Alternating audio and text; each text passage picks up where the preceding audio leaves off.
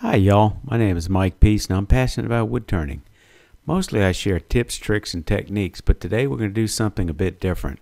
While attending a week-long class at Arrowmont Arts and Crafts School in Gatlinburg, Tennessee, on sculptural wood turning with Beth Ireland, I had the opportunity to get to know some wonderful folks, and I want to share some of their thoughts on wood turning with you. Pretty good sound's not tuned right now, but it's loud. And so it's all made on lathe.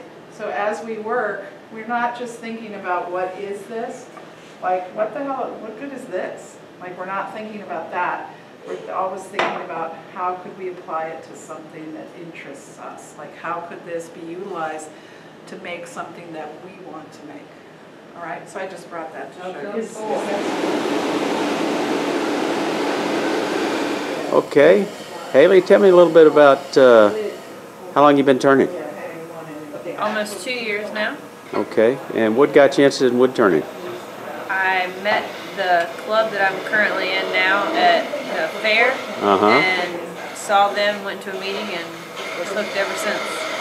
Okay, what's your favorite type of wood turning? I like pins. I've done a few bowls. Not too many boxes. Okay. But small stuff is good. I like to give people different stuff as gifts. So. Okay. So what have you enjoyed most about this particular class on sculptural turning? Everything. Beth's been great. Yeah. Made Bob here. All right, let's just zoom in on Bob. Okay. Offset turning has been a lot of fun. Learning to make the barley twists and everything. So. Okay. Everything's been great. I can't believe we learned offset turning. Okay. Great. Thank you, Haley.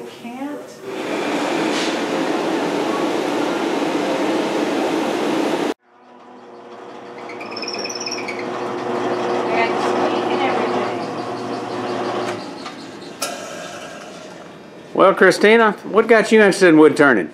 Actually, it was a passion of my husband's, and he went to a class here and absolutely loved it, came home, and we decided that we needed something that we could do together.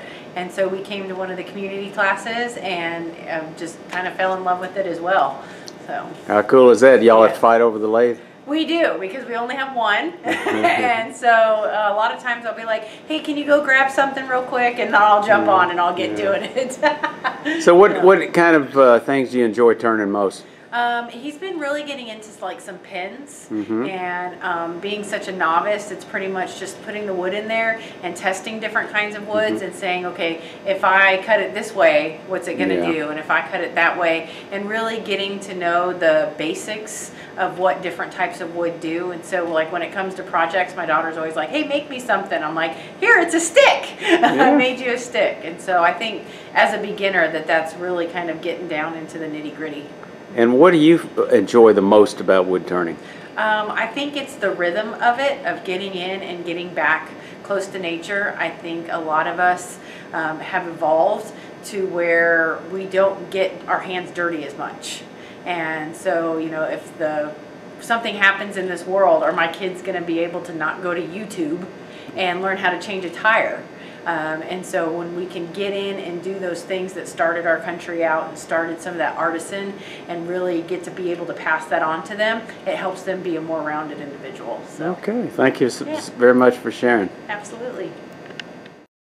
So this is one of my classmates, Jim Talley. I've known Jim for a number of years from Athens, Georgia area, the Classic City Club. Jim, what got you interested in wood turning?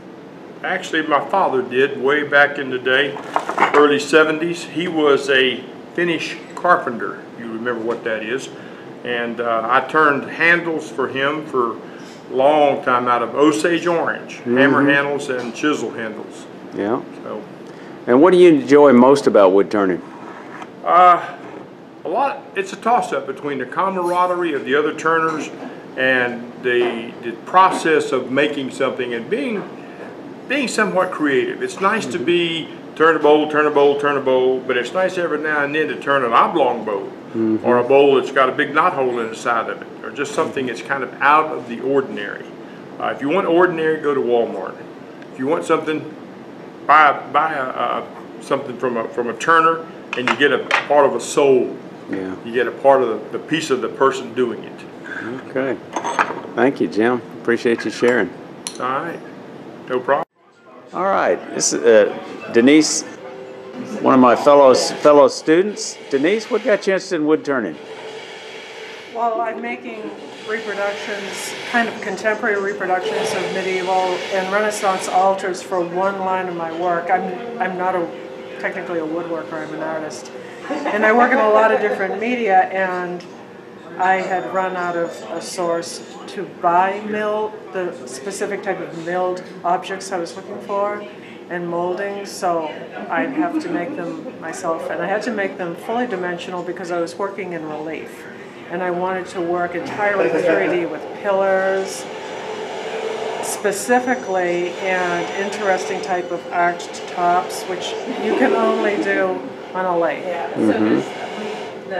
So I imagine that your exposure background to wood and grain and cutting edges has probably helped that transition to wood turning, hasn't it? I've been working with power tools and wood since I was 8 years old in my dad's wood shop. Yeah. So it's a very, very creative. easy learning curve from one power tool to the other. Okay. Most of the time. And what do you like most about wood turning? I haven't really screwed anything up really bad.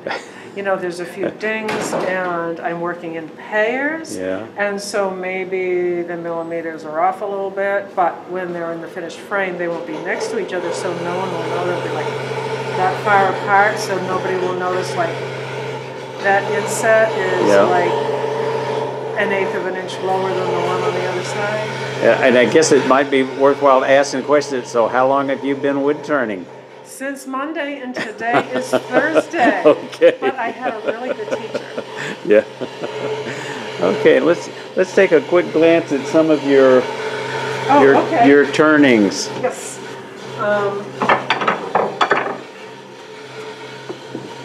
This is how this will look on the top of an altar. I do silver point figurative drawings that I call them misappropriated mythology, contemporary misappropriated mythology. And so, like, this would be on the very top of one of the altars. Mm-hmm. And it would jut out the sides, and, you know, you can see these coming down the side. And if you've ever looked at Renaissance and medieval altars, you'll be surprised if you look at all the moldings and everything they have. It's virtually everything you can buy at Lowe's. They extensively, believe it or not, use dental molding. And it looks kind of crude compared to the machine-made dental molding today.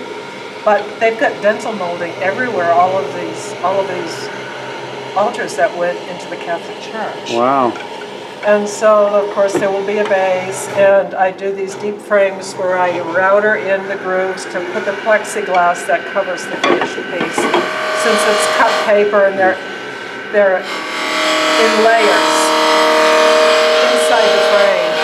So, okay, for that background noise, I think we'll just call this one quit. Thanks, Denise. That's Max.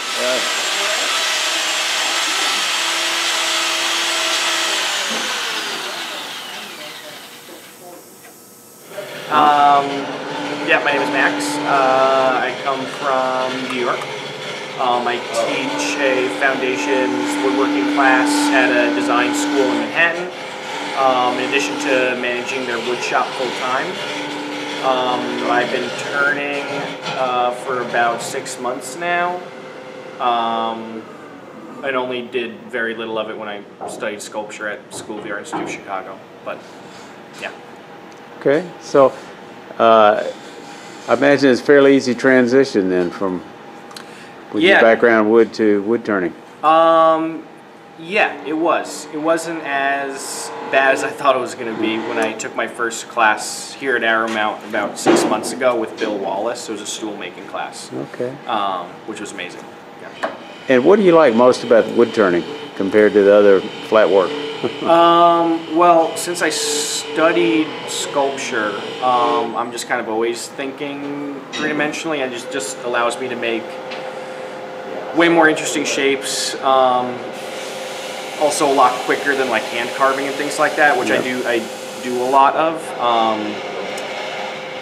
But because I'm just an impatient maker, I'm just able to produce more abstract, weird shapes that I incorporate into, like one-off studio furniture kind of stuff.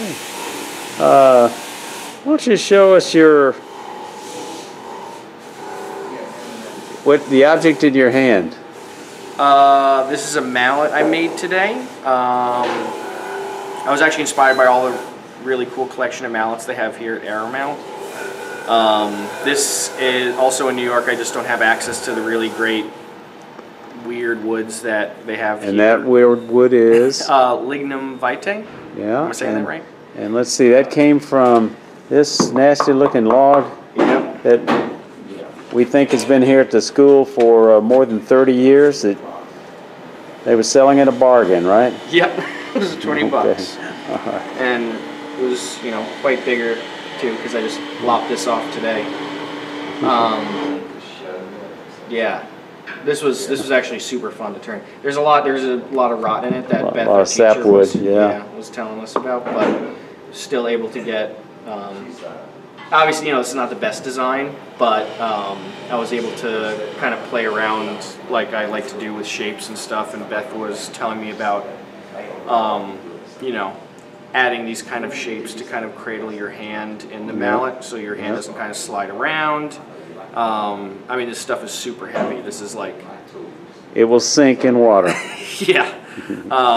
Like if I wanted to make like a mallet that would be really good for like high production kind of work, I probably wouldn't make it this size and shape. Probably make this a little bit smaller just because of how heavy this is.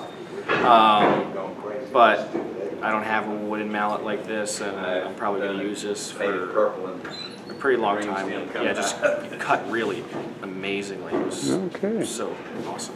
All righty. Thanks, Max. Yeah.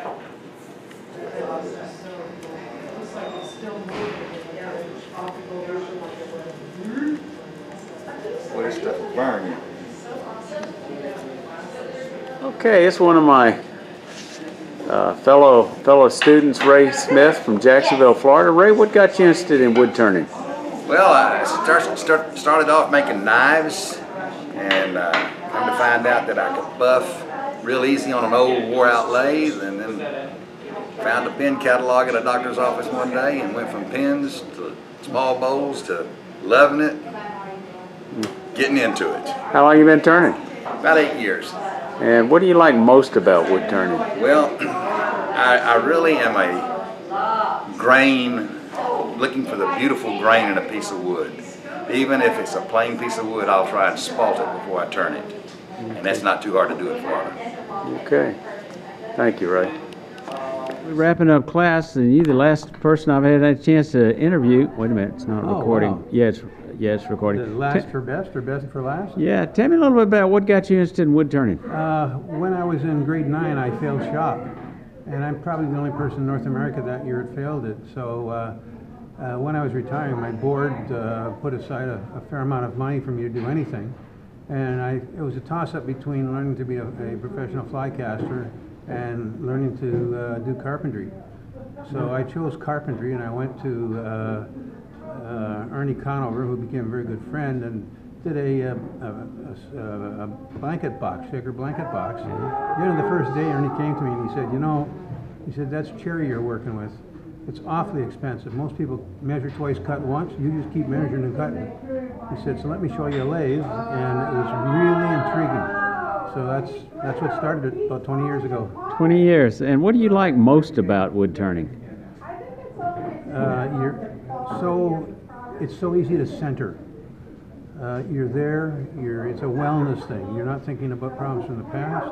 You're not thinking about what's going to happen tomorrow.